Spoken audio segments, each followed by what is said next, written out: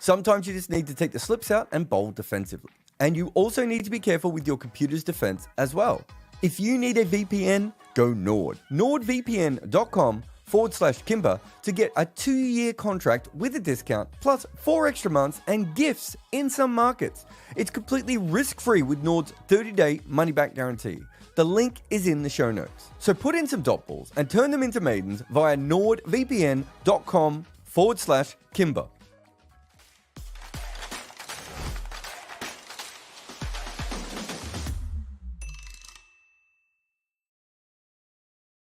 And welcome to the Scoreboard. I'm Jared Kimber, and we had 2 fascinating games, so let's just jump the hell in here, right? True batting, is that what I want to do? Yeah, come back here. True batting values this World Cup so far. We just wanted to look at some of the outliers to let you know where the tournament was going. Jan Freilich, he's an outlier in a way that you probably don't necessarily want to be at the moment. He has a negative 30 strike rate, and you can see also he's losing his wicket more than anyone else. Nissanka is interesting because it feels like they haven't played that much with their travel plans and their floods and everything else. But Nissanka's been fantastic in little batches for them. But the player who definitely stands out the most and did also in the IPL is Travis Head, who just does seem to be on another level at the moment with his ability to strike. And worth also looking at Rishabh Pant, who on the dodgy wicket up in New York is probably with his strike rate. This is why his strike rate's so cool, because his strike rate is probably 105 or 110 or something. But when you look at this, you actually realize the impact that he has had by staying in on that wicket, because he's got a plus 30 true average as well. But also his ability to strike so fast compared to everyone else. You can see the 2 Scottish players have done very well. Also, I think there's another Scottish player in there as well. So you can see why Scotland have done very well. Mova, who I've been really impressed with at times, is there for Canada. So there's some interesting ones. And you can see how similar Max O'Dowd and Mohammad Rizwan are as anchors. And also, you can see that if you compare Rizwan with the guys over here, that did well on the New York pitch, and that his innings wasn't quite as impactful as some of the others, but some really good performances in there. Oh, did I go too far? I did go too far. Good. And then we have the bowlers. Adam Zampa certainly had a surface that has helped him a lot at the moment, but he's been fantastic. But you can see there's a couple of Australian bowlers in there as well. And Marcus Stoinis is really interesting one. I can't believe Anrik Nokia isn't.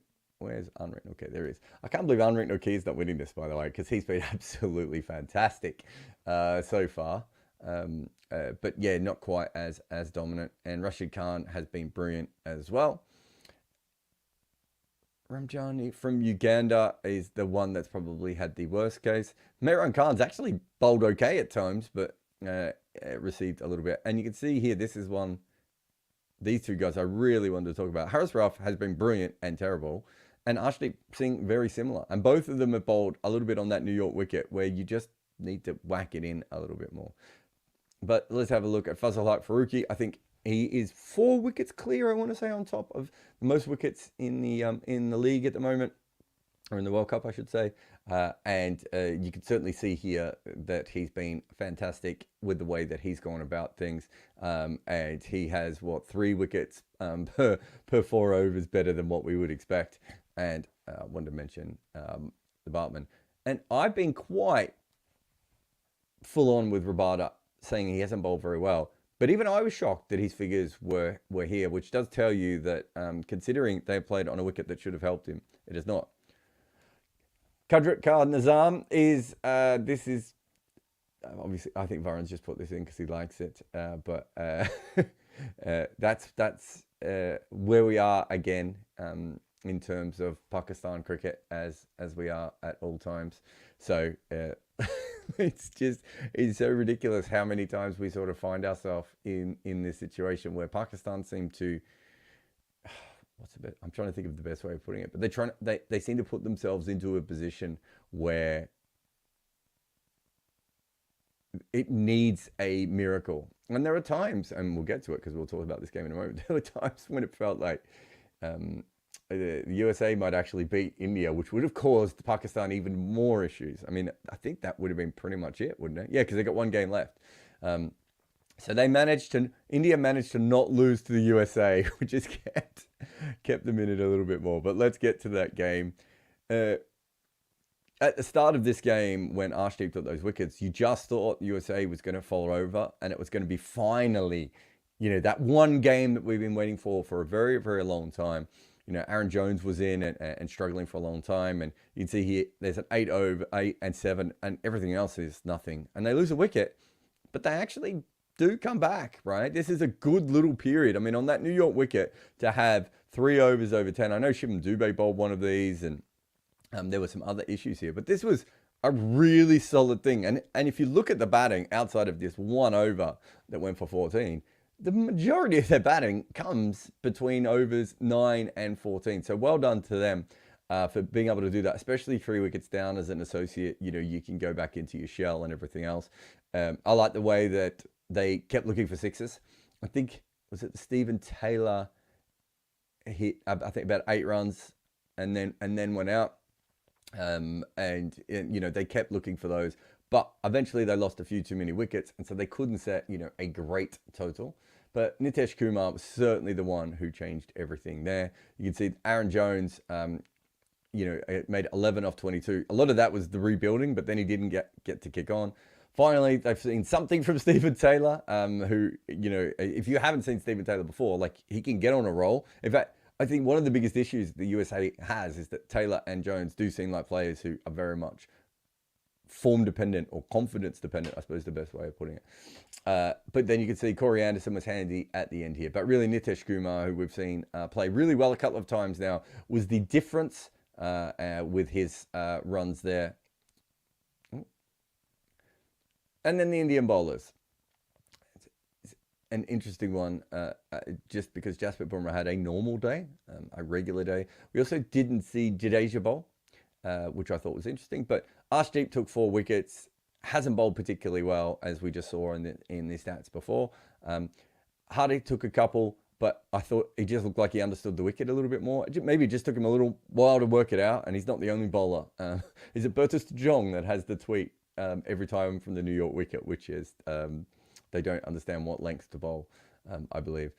Akshar got a little bit of stick, and obviously Shivam Dubé came on for that 1 over, and that didn't entirely work. But I think people had been asking about the Shivam Dubé stuff before, about whether he should bowl. It's not that I don't think he should ever bowl, because he has some skills when it comes to bowling, although, he needs favourable conditions. I just didn't think this was a wicket that was going to help him. Anyway, let's just have a look. There's a couple of things that are worth looking at here from Arshdeep. That is going to be a great ball to anyone. It's not going to dismiss every batter in the world, but just have a look at this. Seam straight, great length, and where's that going to hit? Probably the top of off stump. And sometimes Arshdeep has just got that wrong overall, but this is what I really like. This is what we wanted to see more from Arshdeep. Nope, not that. Not even the high 5s. High 10, I suppose. Just getting it a little bit shorter and getting himself in a situation where players have to force him off a length. And too often he's just been so full. And just hitting the wicket just that little bit more. And he's a swing bowler, so most swing bowlers are a little bit more floaty. We get that. But this is just a pitch where you've just got to whack it, the ball in that little bit more, and make someone like Andreas Us, play a shot like that. Anyway, that was good for him. And then he follows that up later with another one. Good thinking. He doesn't have a bad short ball. Again, ridiculous fielding from Mohammad Siraj. A friend of mine said that he had odds of Siraj being 1,000,000 to 1 to take that. He got himself in the wrong position and did everything, but brilliant work to finally catch it. But again, another one going into the pitch, and then we'll see one more. Now, I don't know if Arshdeep will bowl all that much more throughout the rest of the tournament, but this is good for his development, right? He's worked out, okay, this is what I need to do, or he's listened to his coaches, and he's gone away from his main skill set and did very well. Memo to all the other bowlers who didn't do the same thing, please do this from now on. This is India. This is fascinating, how much the USA managed to keep them under pressure. because we had seen at times that they had exploded a little bit. And again, we see them trying to score. I think the best two periods to score on this wicket are probably the first 2 overs and then the 5th and 6th overs, which is going to sound weird because you might be like, why not the 3rd and the 4th? But the first 2 overs, the ball comes on really hard, and we saw, was it Canada hit those early boundaries, and we saw Bangladesh hit some early boundaries before as well, and probably a couple of other teams. So I think early on, the ball just skids a little bit more on. And then the second best time to go is the ball doesn't start massively misbehaving early. It's a difficult wicket. But if you do have batters in, you can have a bit of a go towards the end. So I thought India obviously lost their chance here, still scored a little bit, and then regrouped and went. But at this stage, they did look like they were in a lot of trouble. And this is proper rebuilding. But you can see, compared to some of the other Manhattans we've seen in the tournament on this wicket so far, they managed to not have stringing together a bunch of 1 and 2 run overs. So even when they had a couple, so this is a bad period, 3-3 wicket, we see that. But then they get a couple of 6s, then they get a 5, then they get a 7. Obviously, there is eventually the penalty run and everything else happens later on. The drop catch is the really big one, isn't it? Going back with the flight, that should have been taken. If that's taken, I wonder what happens in this game. It not necessarily means that India lose it, but I do wonder what happens. But Sky scoring a 50 at better than a run a ball, doing what we'd seen Miller do. Trying to think if there's anyone else, even Heinrich Klaassen, I suppose, in other innings, that knocking it around, and then the minute that a mistake is made, taking it on. And you can see Rishabh Pant finally, didn't sort of go on and cause the issues that he had been for other teams. Shivam Dube, good knock for him. A lot of people asking if he was the weakness. This is the kind of wicket where you look at someone like Shivam Dube and you think, he's not a bad player to have. And in that same way that Heinrich Klaassen, he makes you be terrified of using spin. But also, when he hits the ball, it is most likely going to be a 6. And on a ground where, when they shaved the grass off of New York, you can literally just see the sand everywhere. You can see now why the ball wasn't rolling to the boundary, right? And someone like Shivam Dube is really, really important to that. And it's not just that he hits 6s, it's the threat of him hitting 6s. And here he is, the Oracle himself, Saurabh Netravalkar. Brilliant, again, getting those early wickets, putting pressure on. But you can see that while the rest of the guys were economical, it's just that lack of wickets, right? So, Ali Khan taking the 1 wicket. They probably needed one other bowler around that sort of 4.5 zone as well, just to get a little bit more pressure on. But India played them quite well. And USA did brilliantly to keep the pressure on outside of that 5-run penalty. And this is what we were talking about before. You've got Pakistan here with 1 win in 3 games, which means they have 2 points. So USA is going to play Ireland. And so that clearly means that they have a good chance of winning that game. But of course, Pakistan is also playing Ireland. So if USA beat Ireland, then that's kind of it, right? Game over.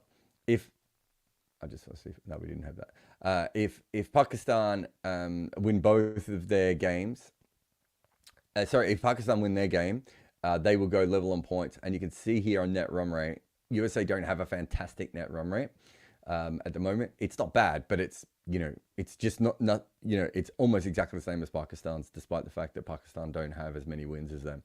So if Pakistan beat Ireland, chances are, and USA lose, then you would just think almost automatically that Pakistan would qualify.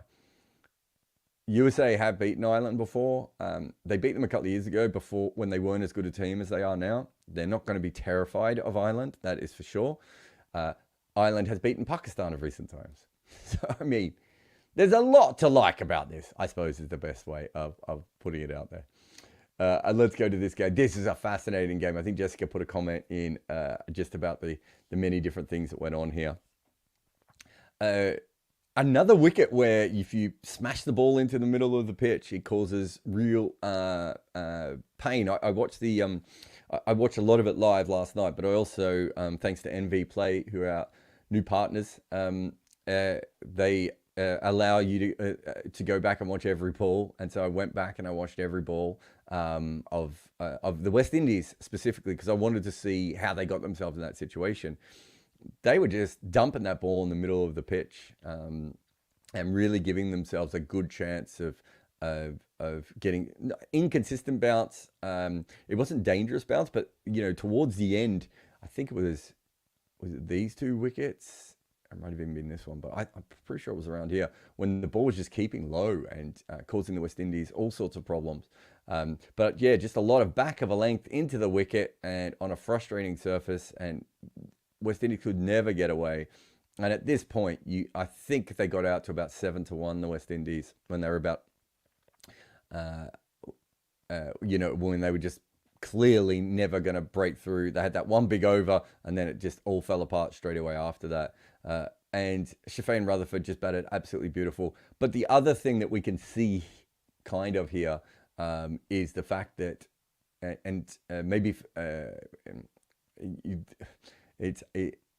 the fact that New Zealand thought, because of the 1, 2, 3, 4, 5, 6, 7. Yeah, it was the 7th wicket.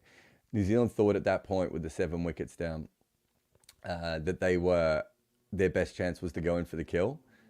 And unfortunately for them, it didn't quite work, which meant that the last 2 overs got absolutely bludgeoned. So what were they, 110 for 9 at this point? So what New Zealand did almost worked, but these 2 overs really helped. And then these 2 took it to another level, which ultimately was probably what cost them. But great work from Shafane Rutherford. We've seen some pretty good graphics on this one before of a few outlier batters. Not sure you're going to get much better than this. Kind of doing it all on his own. He was kind of chipping it around for a long period and wasn't playing the big shots off those back foot balls, and was waiting and almost waited too long, of course. But when he got Daryl Mitchell and Mitchell Santner at the end, he certainly did some great work there. But you can see no one else. Even Puran hit a couple of boundaries. The one was one-handed though. Another one I think he mishit that just went over the fielder's head. Puran wasn't looking great. Andre Russell got a boundary early on. Or got a couple of boundaries, I think. But then went out not long after, and that's it. Oh, there was one player I did want to speak about though, which is Akil Hassan, who played the pitch blocker role, right? A little bit more aggressive than that, but it was the similar thought process. Was you wanted Romario Shepherd and Andre Russell for later, and you really wanted someone who could chip it around and stretch out that batting lineup. And 15 off 17 on this pitch, I think we have to say that that's exactly what you would want. A couple of things I wanted to show you with Rutherford. So you can see here just dropping short a little bit. This actually does spin. He's beautiful. The matter does not matter. Breeze or no breeze. Play like this before. From Santner, ability to Rutherford will take it on. This is his matchup. And play traditional shots, but really well. Again, this is a shot we saw a lot in New York. If you get that short ball wrong and it's slightly down the leg side, it's much easier to help it on its way than it is to muscle it away on these kinds of pitches where and we saw David Miller play that shot quite a bit, and someone else as well. Might have been Rishabh Pant. But you can see Neesham doesn't get it massively wrong, but it's over leg stump, and that gives him a free swing. Then we've got Daryl Mitchell coming on. Let me just talk about Daryl Mitchell a little bit as a bowler. If you're on Twitter, you'll notice that I sometimes go nuts when Daryl Mitchell comes on the bowl, because New Zealand do this thing of kind of getting him to bowl quite often at the death. And so he hasn't bowled at all, and he's completely cold when he comes on. And I think if you're going to bowl Daryl Mitchell, I think just give him 1 over early on would be one option that I would get, just so he feels a little bit more comfortable coming in. The other thing is, I know did we see it with Chennai as well? So it's not that he's just done it. But Daryl Mitchell is a remarkable human being, because I feel like no matter what shit job New Zealand give him, he's like, yeah, I'll have a go. Can't promise anything, but I'll give it a go. Here you can see this is the second ball. So he's bowled a dot ball here, which is a huge plus. And then this happens. He goes for the big off-cutter. I just want to show you how much this ball rags. Oh, no, that's not going to do it. Just watch how much he gets it to rag. That was brilliant. But Rutherford, because he's like 75 miles an hour, Rutherford just flat bats him a mile back over his head. Right? This is brilliant batting. Watch his head and his body control here. Right? So he's slogging. The slow-mo is beautiful, actually. He's slogging this, but his head is really still. All he does is clear his front leg, and despite the fact it's slow and it spins away from him, right, he stays in his position, which is absolutely brilliant. This one is almost like a helicopter shot in some ways, because you can see him sort of flick his wrists through it at the end in order to get it over the top. Have a look at that. Have a look how full that is. That's not him reaching out. Then Mitchell went for a short ball, which is, I can understand why Mitchell went for this short ball. I'm not having a go at him at all, but, it was what it was. I love also that there were dots in there. Proper West Indian over at the death. This, dot 6 dot 6 dot. Absolutely brilliant there. But yeah, Mitchell just got that one wrong. But he's a strong guy, so he can get that through. But this is the other one I wanted to look at. I really like this shot. Off the back foot, lofted, knows what he's doing. And then Santner goes it again, and he reaches across and smashes another big six. And so look how wide that is. And he's done really well to get the connection that he needed. He needed the full 84 meters there. And this is the last one. I find this one fascinating from a technical standpoint. Don't think we get a slow-mo on this, so I'll just have to show you a couple of times. So Santner, you can see Santner's coming wide around. He knows it's going to be wide again because he's faced those other two already, right? Look how wide Santner is on the crease here. And this ball is right out there, but watch his hands. I'll let it go here. Again, it's almost like the helicopter, right? He's just giving it that little bit extra and getting it away. Beautiful batting, and it does tell you why.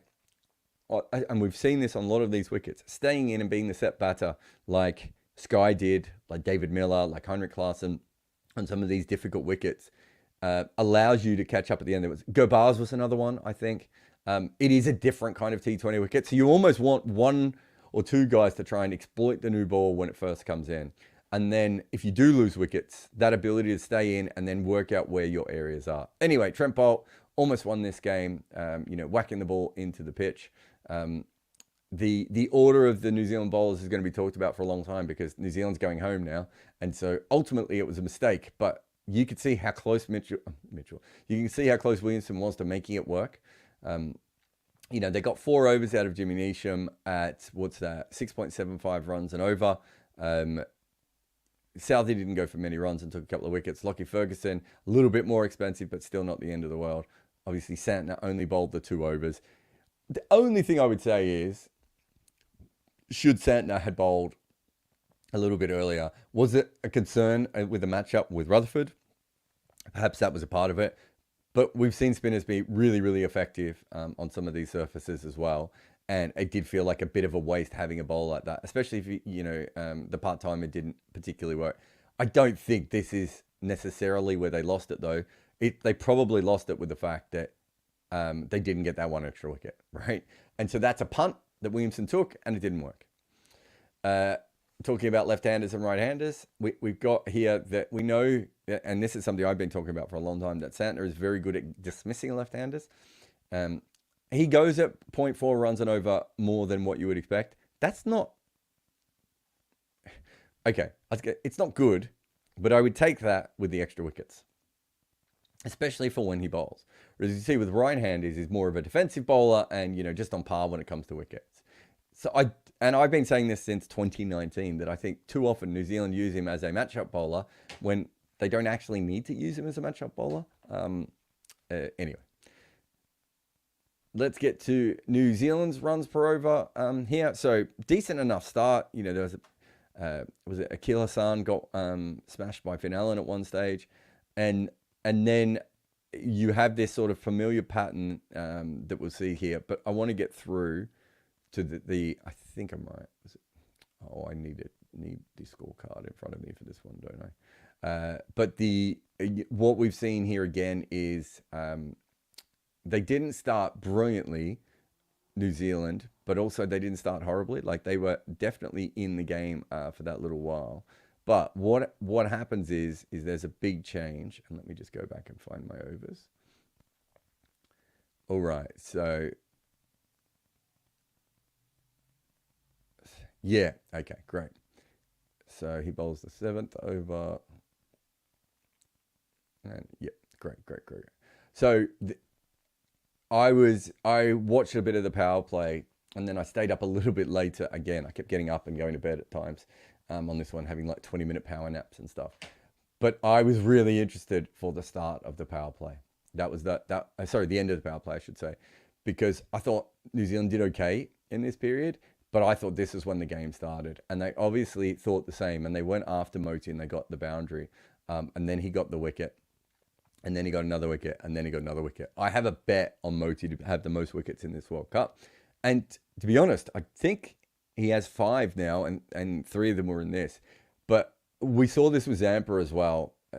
And it does, again, show you a bit of an issue with the way they use Santner. I'm not saying Santner would have had the same success as Motie because of the left-handers and everything else. But this is a wicket that you wanted your seam bowlers to bang the ball in back of a length on. But you also wanted your spinners to clamp up. And put you in a really good position. And New Zealand didn't really use both of those resources that they have available to them, whereas Motie was brilliant. And then you've got, I think this is Joseph, isn't it? And what was the 10th over? Was that Joseph as well? So even though Joseph ended up taking the wickets, I actually thought he was kind of, it was Akil Hassan who came on. So they double teamed with the spin at that point, which again is very different to what New Zealand did. But look at how low they keep this. So they don't have an over above 5 for a long period of time. And then they get the wickets. And then when they try to kick on at the end, they lose all of those wickets again. So they put themselves in a decent position after not losing any more wickets to Motie. But they were behind the rate. And this is one of the earlier games on this wicket. Was it even the first one, I think? So we didn't know as much, but it was playing a very similar pattern to some of the other wickets we've seen so far. And unfortunately for New Zealand, they didn't really handle that well. Really, Phil Allen got them off to a decent start at the top. Mitch Santner hit all those sixes at the end. But Glenn Phillips, 40 off 33, which I thought was a really, really good innings on this pitch in this kind of situation. But just went out before at the end, which cost them massively. And Joseph ended up with the wickets, but I would say that Motie is the one who wins them this game. But Joseph bowled some really good overs early on as well. Worth noting that even so, Romario Shepherd still went for runs. Certainly a weakness when it comes to bowling. Andre Russell chipped in with another wicket there, and Akil Hassan was very hard to get away. But Motie, we'll go through it in a moment. I just thought he was fantastic, and Alzari needed some wickets. So here's one, banging it into the pitch, right? Looking at what New Zealand did, absolutely perfect there. But this, I want to show you the Motie ones a lot more. This is huge. This was such a lucky wicket too. I'll see if we get a close-up of this. So beautiful left arm finger spin. Does that right. Spins and it bounces. Look at where the edge goes. Above his gloves, hits him in the chest, and just happens to land back on him. Also, great work from Nicholas Puran to take all this catch while he has flaps all around the back of his head. Not ideal. This is the one I really want to get to, and I want to see if we have a highlight, another replay of this, so I can show you. This is Rachin Ravindra. We're not going to see it out of his hand, are we? I don't know if this has been covered a lot, but I would say, having watched this multiple times now, that doesn't look like a left arm finger spinner to me. It looks like he bowls left arm wrist spin there. It's not easy, and I have watched it back a bunch of times, and you're seeing it again with me, but it seems to me it comes out of the side of the hand. Now, it could be a different delivery, but it's really interesting. It's not something I've seen too much from Motie before. Rachin Ravindra probably sees a full ball on the leg side anyway and just thinks he's going to heave it away and goes out. But this is the other one that I wanted to show. What a delivery this is. And this is why I thought Motie was such a special bowler coming into this tournament. That is a brilliant, brilliant dismissal there. And then got a little bit lucky with, I think that's the Nisham one. And then this one, and I only said lucky as in it was full. Whereas I think this one, yeah, back of a length, same thing we saw from New Zealand bowlers, and good work from Alzari Joseph there. So the West Indies have qualified.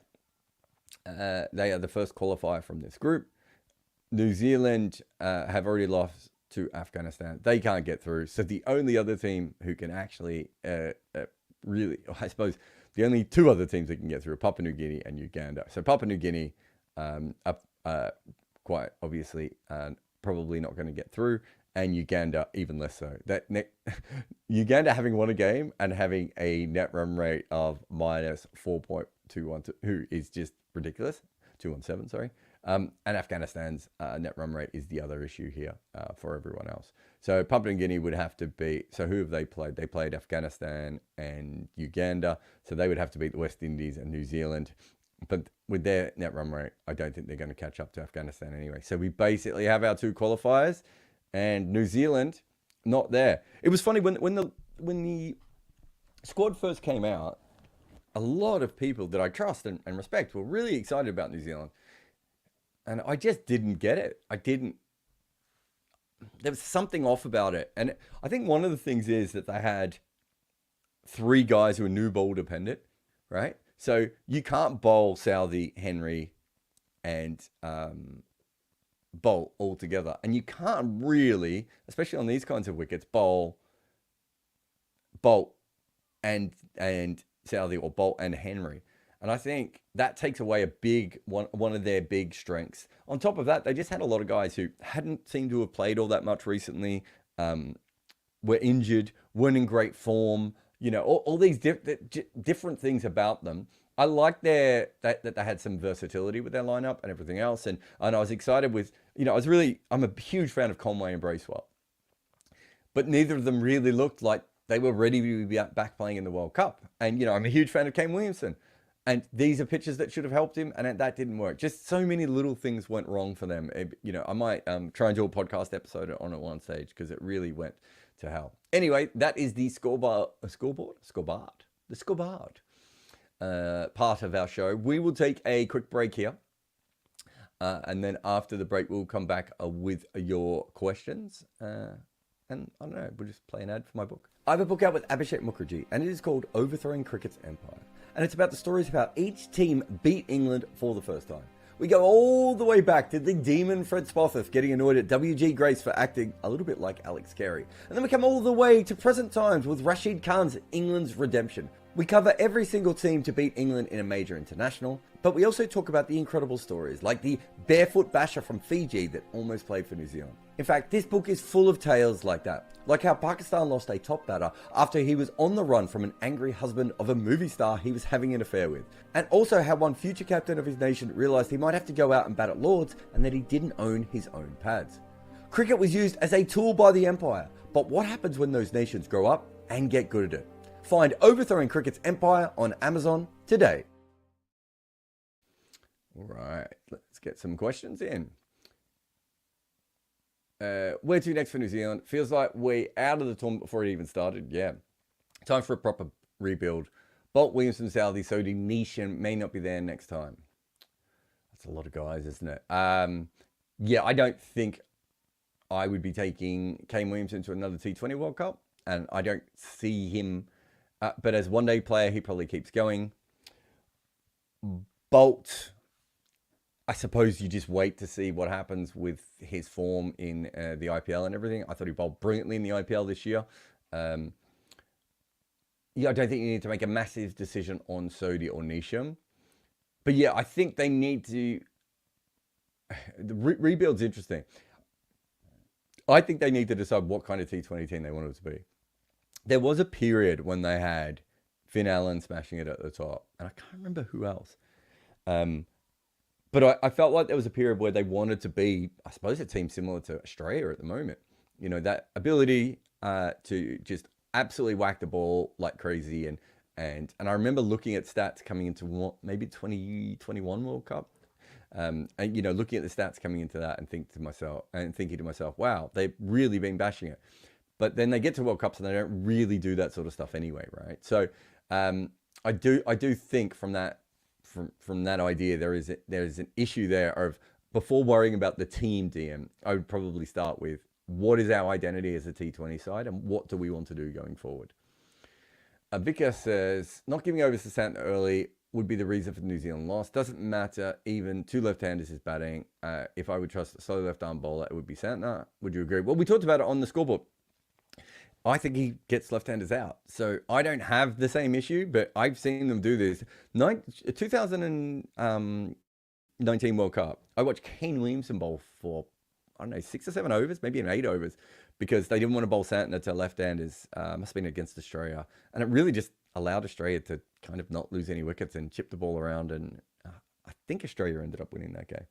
But I talked about it at the time of, it just seemed to me that like this is what makes people upset about matchups. But the thing is, this is what makes matchup people upset about matchups, like people like me, because that's not the matchup. We just showed you he's a great wicket taker against left-handers. Did you not want another wicket there? I don't think it was just about Santner, though. I also do think it was about they thought their seamers were going to, roll through them. So I think you have to weigh that up a little bit. But yes, I mean, it's not for me. If he's a player who has a terrible record against left-handers, that's different. Then that is the matchup. Rudra says, aren't true stats for this cup completely messed up since only some teams had to play in New York? No, Rudra, they're not, because all teams had to play on that. We have 8 games of data on that New York wicket, so we actually know how those teams went on those pitches, and that's factored in. That's why Rishabh Pant has such a good record, despite the fact going at probably not that much more than a run a ball. He looks great on our metrics. We are factoring in the pitch and how these things go, and it's also not the only low-scoring wicket, right? Guyana's been low-scoring. Barbados has had some tricky bits as well. So no, I think true stats actually make more sense at this stage than you would if you were looking at normal stats, and one team had played 2 games in Dallas and 1 game in Antigua. It would look silly, right? It would look completely bizarre. Whereas we know Travis Head, for instance, he's got great stats, but he's also gone on certainly 1 wicket that wasn't in favor of him, and another wicket where he made it look a lot easier than everyone else. So again, that's what true stats are. They are telling us that this player overcame that wicket, or in Jan Freundlich's world, did not. Asian Frat Boy says, team of the tournament so far. Do you even do team of the tournaments? No, not generally. I think I did one for Crick Info in 2019. Me and Sid Monga. It was actually a really cool process, like sort of going through and having conversations on each player. But no, it's not something we do for our channels here. It's MVP caliber seasons is something that we're really interested in here.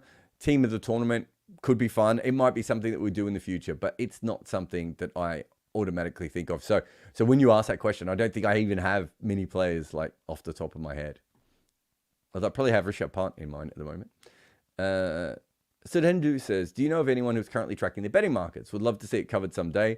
I don't know if you follow Cricket 8, but on Cricket 8 we do live watch-alongs.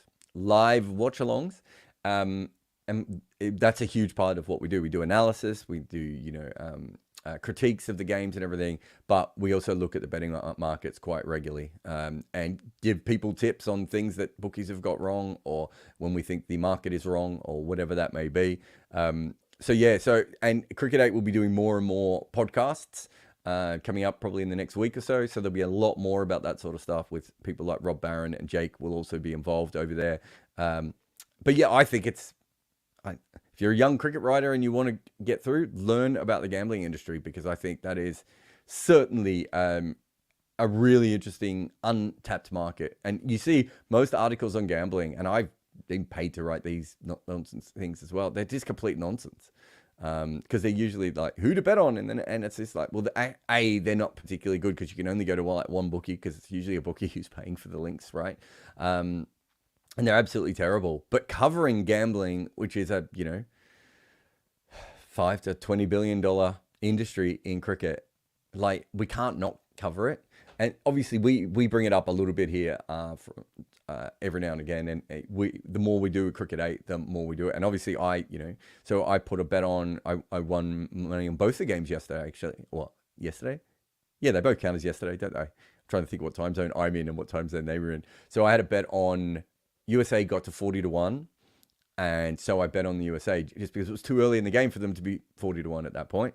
And I put a bet on the USA, which wasn't a very big one, but it was after that start when they lost the 1 wicket and Puram was set.